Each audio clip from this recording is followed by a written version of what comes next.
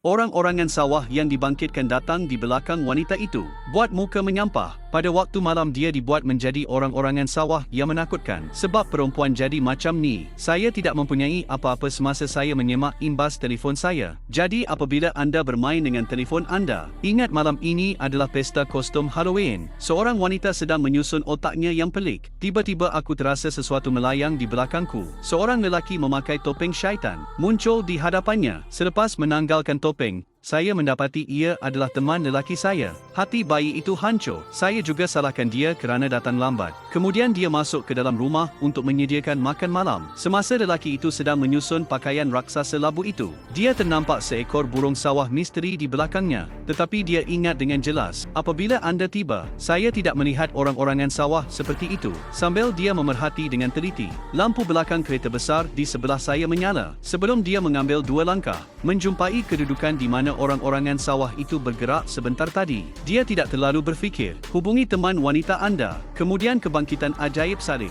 Tunggu sehingga lelaki itu menoleh ke belakang. Orang-orangan sawah telah hilang. Ya, orang-orangan sawah berada di belakangnya. Wanita itu akhirnya menyelesaikan kerjanya. Datang ke halaman rumah untuk mencari teman lelaki. Melihat teman lelaki saya di atas salib, saya fikir saya bergurau. Pergi dan lihat. Mulutnya dipenuhi jerami. Orang-orangan sawah yang menakutkan telah datang kepadanya. Itu sahaja. Kedua-duanya dijadikan orang-orangan sawah pada malam Halloween.